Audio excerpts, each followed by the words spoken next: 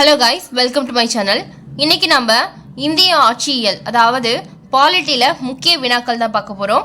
6ஆம் வகுப்புலேருந்து 10ஆம் வகுப்பு வரைக்கும். இது பார்ட் 1 பார்க்க போகிறோம். 50 வினாக்கள்.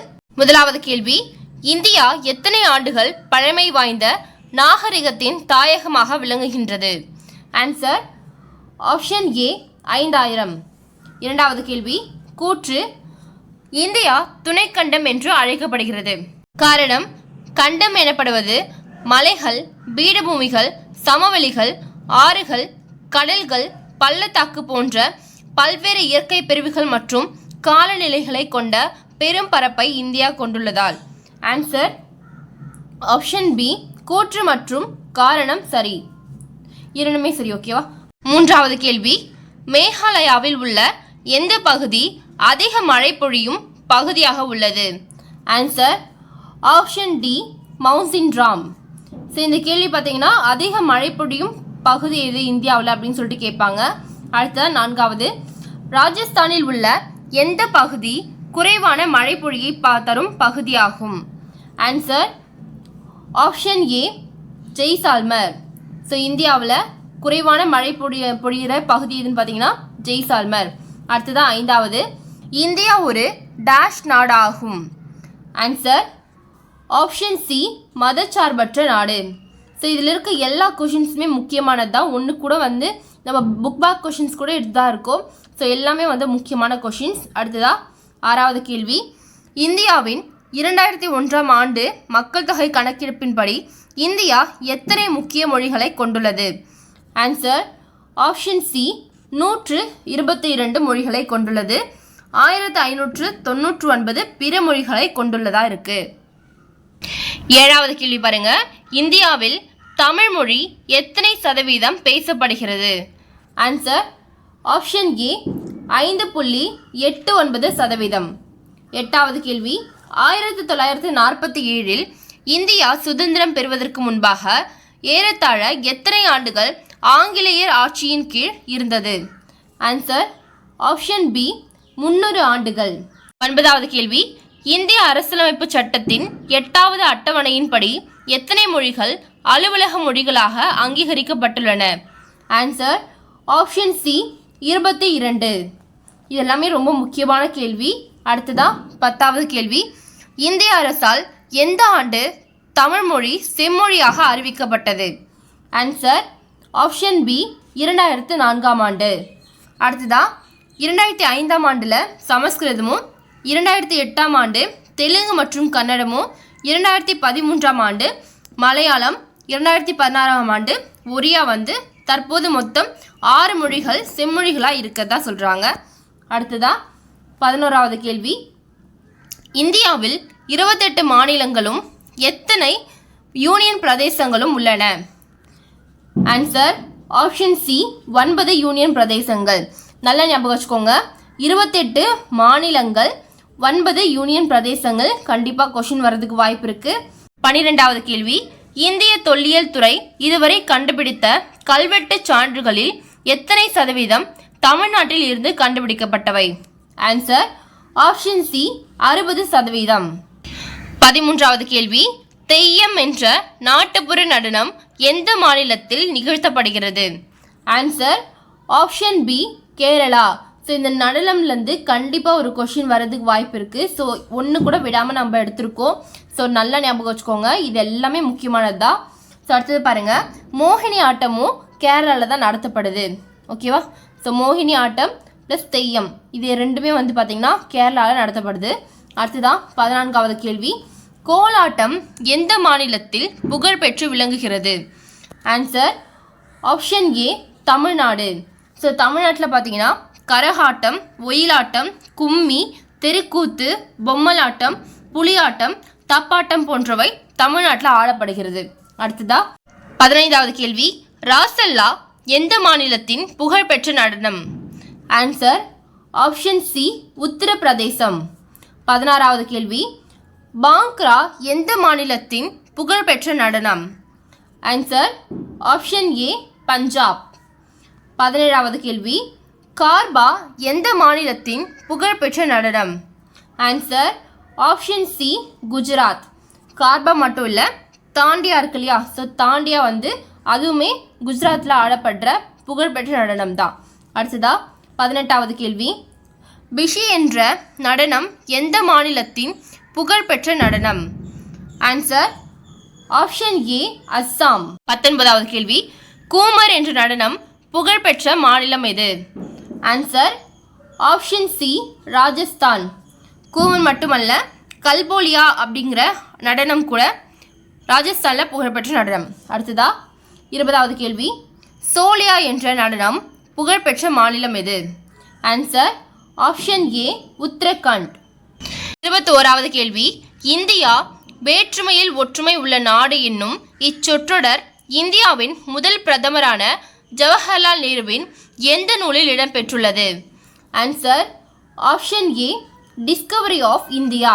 இது ரொம்ப முக்கியமான கேள்வி. வேற்றுமையில் ஒற்றுமை அப்படிங்கிற சொற்றொடர் வந்து டிஸ்கவரி ஆஃப் இந்தியா அப்படிங்கிறதுல இடம்பெற்றிருக்கு. அடுத்ததான் 22வது கேள்வி, இந்தியாவில் பல்வேறு இன மக்கள் காணப்படுவதால் இந்தியாவை இனங்களின் அருங்காட்சியகம் என்று கூறியவர்? Answer option C V A. Smith. இவர் பார்த்தீங்கன்னா வரலாற்று அறிஞர். 23வது கேள்வி, தென்னாப்பிரிக்காவில் உலகளவில் அமைதி நிலவவும் மனித உரிமைகளுக்கான போராட்டத்தில் முன்னோடியாகவும் திகழ்ந்தவர் யார்? Answer option C Nelson Mandela. 24வது கேள்வி, எந்த ஒரு குடிமகனுக்கும் எதிராக இனம், மதம், சாதி, பாலினம், பிறப்பிடம் என்ற அடிப்படையில் பாகுபாடு காட்டக்கூடாது என இந்திய அரசியலமைப்பின் எந்த சட்டப்பிரிவு அறிவுறுத்துகிறது? Answer option B article 15(1). 25வது கேள்வி, வேதகால ஆரிய சமுதாயத்தில் நிலவிய எந்த அமைப்பிலிருந்து சாதி படிநிலை முறை உருவானது? ஆன்சர் ஆப்ஷன் ஏ வர்ண அடிப்படையில், அதாவது வர்ண அமைப்பினுடைய அடிப்படையிலிருந்து சாதி படிநிலை முறை உருவானது. 26வது கேள்வி, இந்தியாவில் சாதி ஒடுக்குமுறைக்கு எதிராக பலர் போராடி வருகின்றனர். இவர்களுக்கு முன்னோடியாக திகழ்ந்தவர்? Answer option A doctor B R. Ambedkar. 27வது கேள்வி, பாபா சாஹேப் என பிரபலமாக அழைக்கப்படுபவர் யார்? Answer option B doctor B R. Ambedkar. 28வது கேள்வி, இந்திய அரசியலமைப்பின் தந்தையாக கருதப்படுபவர்? Answer option A B R. Ambedkar. இவர் பார்த்தீங்கன்னா 1915 எம்ஏ பட்டம் பெற்றிருப்பார். 1927 கொலம்பியா பல்கலைக்கழகத்தில் பிஹெச்டி பட்டம் பெற்றிருப்பார். லண்டன் பொருளாதார பள்ளியில் டிஎஸ்சி பட்டம் பெற்றிருப்பார். இவர் பார்த்தீங்கன்னா அரசியலமைப்பு நிர்ணய சபையின் வரைவு குழு தலைவராக இருந்திருப்பார். 29வது கேள்வி, டாக்டர் பி.ஆர். அம்பேத்கரின் மறைவுக்கு பின்னர் எந்த ஆண்டு பாரத ரத்னா விருது வழங்கப்பட்டது? ஆன்சர் ஆப்ஷன் ஏ 1990. இவர் பார்த்தீங்கன்னா முதல் சட்ட அமைச்சராக பணியாற்றியிருப்பார். அடுத்ததா 30வது கேள்வி, இந்தியாவின் 11வது குடியரசுத் தலைவர் யார்? Answer option A doctor APJ Abdul Kalam. 31வது கேள்வி, தமிழ்நாட்டில் 2011ஆம் ஆண்டு கணக்கெடுப்பின்படி எழுத்தறிவு விகிதம் அதிகம் பெற்றுள்ள மாவட்டம் எது? Answer option C Kanyakumari. முதலாவது இடத்துல கன்னியாகுமரி 92.14% பெற்று முதலிடத்தில் இருக்கு. இரண்டாவது இடத்துல சென்னை 90.33% பெற்று இரண்டாவது இடத்துல இருக்கு. மூன்றாவது பார்த்தீங்கன்னா தூத்துக்குடி 85.65% பெற்று மூன்றாவது இடத்துல இருக்கு. நான்காவது இடத்துல நீலகிரி 85.65% பெற்று நான்காவது இடத்துல இருக்கு. அடுத்ததா 32வது கேள்வி, தமிழ்நாட்டின் 2011ஆம் ஆண்டு கணக்கெடுப்பின்படி மிக குறைந்த எழுத்தறிவு விகிதமுள்ள மாவட்டம் எது? Answer option B Dharmapuri. So இது பார்த்தீங்கன்னா 64.71% பெற்று கடைசி இடத்துல இருக்குது. அதாவது முதலாவது இடத்துல. இரண்டாவது இடத்துல பார்த்தீங்கன்னா அரியலூர் 71.99% பெற்று இரண்டாவது இடத்துல இருக்குது. விழுப்புரம் மூன்றாவது இடத்துல 72.08% பெற்று மூன்றாவது இடத்துலையும். நான்காவது கிருஷ்ணகிரி 72.41% பெற்று நான்காவது இடத்துல இருக்குது. அடுத்ததான் 33வது கேள்வி, தமிழ்நாட்டில் 2011ஆம் ஆண்டு கணக்கெடுப்பின்படி தலா 1000 ஆண்களுக்கு நிகரான பெண்களின் எண்ணிக்கையில் முதலிடம் வகிக்கும் மாவட்டம் எது? Answer option D Nilgiri. So இது பார்த்தீங்கன்னா 1041 பெற்று முதலிடத்துலையும், 1031 பெற்று தஞ்சாவூர் 2வது இடத்துலையும், 1025 பெற்று நாகப்பட்டினம் 3வது இடத்துலையும், 1024 பெற்று தூத்துக்குடி திருநெல்வேலி 4வது இடத்துலையும் இருக்கு. 34வது கேள்வி, தமிழ்நாட்டில் பாலின விகிதம், அதாவது பாலின விகிதம்னா என்னன்னு பாருங்க, தலா 1000 ஆண்களுக்கு நிகரான பெண்களின் எண்ணிக்கை. ஓகேவா? ஸோ இது மிக குறைவாக உள்ள மாவட்டம் எதுன்னு பார்த்தீங்கன்னா answer option C Dharmapuri. So 946 பெற்று தருமபுரி முதலிடத்துலையும், 954 பெற்று சேலம் 2வது இடத்துலையும், 956 பெற்று கிருஷ்ணகிரி 3வது இடத்துலையும், 977 பெற்று ராமநாதபுரம் 4வது இடத்துலையும் இருக்கு. அடுத்ததா 35வது கேள்வி, இந்திய அரசியலமைப்பின் எந்த சட்டப்பிரிவு சட்டத்தின் முன் அனைவரும் சமம் என்கிறது? Option B article 14. 36வது கேள்வி, இந்திய அரசியலமைப்பின் எந்த பிரிவின் மூலம் இந்தியாவில் தீண்டாமை ஒழிக்கப்பட்டது? ஆன்சர் ஆப்ஷன் டி ஆர்டிகல் 17 படி. 37வது கேள்வி, டாக்டர் ஏபிஜே அப்துல் கலாம் அவர்களின் காலம்? ஆன்சர் ஆப்ஷன் சி 1931 முதல் 2015 வரை. டாக்டர் ஏபிஜே அப்துல் கலாம் பார்த்தீங்கன்னா திருச்சி செயின்ட் ஜோசப் கல்லூரியில் பட்டப்படிப்பு முடித்திருப்பாரு.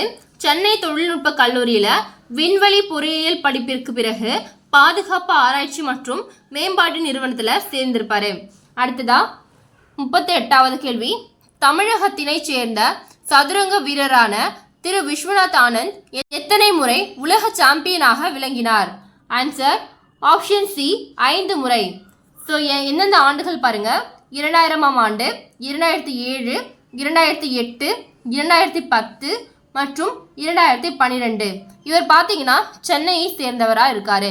அடுத்தா 39வது கேள்வி, டாக்டர் ஏபிஜே அப்துல் கலாம் எழுதிய நூல்களுள் அல்லாதது கீழ்கண்டவற்றுள் எது? ஆன்சர் ஆப்ஷன் சி அக்னி பறவைகள். இவர் பார்த்தீங்கன்னா தி லுமினஸ் பார்க், மிஷன் இந்தியா போன்ற நூல்களை எழுதியிருக்காரு. இவர் இந்தியாவின் ஏவுகணை மனிதர் அப்படின்னு சொல்லிட்டு சிறப்பிக்கப்படுறாரு. அடுத்ததான் 40வது கேள்வி, இந்திய சதுரங்க வீரரான திரு விஸ்வநாத் ஆனந்த் இந்தியாவின் முதல் கிராண்ட் மாஸ்டர் எப்பொழுது ஆனார்? Answer option C 1988. 41வது கேள்வி, 2007ஆம் ஆண்டில் நாட்டின் 2வது உயரிய விருதான எந்த விருதினை திரு விஸ்வநாத் ஆனந்த் பெற்றார்? ஆன்சர் ஆப்ஷன் ஏ பத்ம விபூஷன். ஸோ இவர் பார்த்தீங்கன்னா இன்னொரு பாயிண்ட் பாருங்க, நாட்டில் விளையாட்டு வீரர்களுக்கு வழங்கப்படும் உயரிய விருதான ராஜீவ் காந்தி கேல் ரத்னா விருதை 1991 92 பெற்ற முதல் வீரர் அப்படின்னு சொல்லிட்டு இவரை சொல்றாங்க. 42வது கேள்வி, தேசிய கேரம் சாம்பியன் போட்டியில் முந்தைய உலக சாம்பியனான ரேஷ்மி குமாரை தோற்கடித்து வெற்றி பெற்ற இந்திய கேரம் வீரர் யார்? ஆன்சர் ஆப்ஷன் பி சே இளவழகி. சே இளவழகி பார்த்தீங்கன்னா 2008ஆம் ஆண்டில் பிரான்சிஸ் கேனஸ் நகரின் பாலைஸ் தேஸ் விழா போட்டிகளில் தனது முதல் சாம்பியன் பட்டத்தை வென்றிருப்பாங்க. அடுத்ததா 43வது கேள்வி, 2016ஆம் ஆண்டு நடைபெற்ற ரியோ பாரா ஒலிம்பிக்கில் ஆண்கள் உயரம் தாண்டுதல் T42 போட்டியில் 1.89 மீட்டர் உயரம் தாண்டி தங்கப்பதக்கம் வென்றவர் யார்? ஆன்சர் ஆப்ஷன் பி திரு மாரியப்பன் தங்கவேலு. திரு மாரியப்பன் தங்கவேலு பார்த்தீங்கன்னா விபத்தின் காரணமாக இவரது ஒரு காலை இழந்திருப்பாரு. அடுத்ததா 44வது கேள்வி, பின்வருவனவற்றுள் எது பாரபட்சத்திற்கான காரணம் அல்ல? ஆன்சர் ஆப்ஷன் டி புவியியல். இது புக் பேக் கொஷின், சரி ஞாபகம் வச்சுக்கோங்க. அடுத்ததா 45வது கேள்வி, பாலின அடிப்படையில் நடத்தப்படும் பாகுபாடு குறிப்பிடுவது? ஆன்சர் ஆப்ஷன் ஏ பாலின பாகுபாடு. ஸோ இதுவுமே புக் பேக் கொஷின் தான். அடுத்ததா 46வது கேள்வி, பாலின அடிப்படையில் ஒத்த கருத்து உருவாதல் பெரும்பாலும் சித்தரிக்கப்படுவது? ஆன்சர் ஆப்ஷன் டி இவை அனைத்தும். ஸோ இதெல்லாமே புக் பேக்கில் இருக்கிறது. 47வது கேள்வி, கீழ்கண்டவற்றுள் எந்த மதம் இந்தியாவில் நடைமுறையில் இல்லை? ஆன்சர் ஆப்ஷன் டி கன்ஃபூஷிய மதம். 48வது கேள்வி, இது புக்லேயே கிடையாது. ஸோ இது வந்து கேட்கறதுக்கு வாய்ப்பு இருக்குது, புக் பேக்கில் தான் இருக்குது. அடுத்தது 48வது கேள்வி, எந்த மாநிலத்தில் ஓணம் பண்டிகை கொண்டாடப்படுகிறது? ஆன்சர் ஆப்ஷன் ஏ கேரளா. இதுவுமே வந்து புக்கில் கொடுக்கல, ஆனால் புக் பேக்கில் கொடுத்துருக்காங்க. ஓகேவா? ஸோ அடுத்தது 49வது கேள்வி, பொறுத்துக. ஆன்சர் ஆப்ஷன் ஏ 1க்கு இ, 2க்கு இ, 3க்கு ஆ, 4க்கு ஆ. ஓகேவா? 50வது கேள்வி, ஒரு பகுதியின் எந்த நடவடிக்கைகளை அப்பகுதியின் நிலவியல் கூறுகளும் காலநிலைகளும் பெரிதும் தீர்மானிக்கின்றன? ஆன்சர் ஆப்ஷன் ஏ பொருளாதார. அவ்வளோதான் கைஸ், 50 கேள்விகள் முடிந்தது. இது வரைக்கும் நம்ம சேனலை சப்ஸ்கிரைப் பண்ணவங்க சப்ஸ்கிரைப் பண்ணிவிட்டு பக்கத்தில் இருக்க பெல் ஐக்கன்லாம் கிளிக் பண்ணி ஆளுங்கிறத கொடுத்து வச்சுக்கோங்க. அப்போ தான் நம்ம போட்ட வீடியோ உடனுக்குடன் நோட்டிஃபிகேஷன் வரும். ஸோ இந்த வீடியோ உங்களுக்கு பிடிச்சிருந்துச்சுன்னா லைக் பண்ணுங்கள். டிஎன்பிஎஸ்சி படிக்கிற நண்பர்களுக்கு ஷேர் பண்ணுங்கள். Thank you all.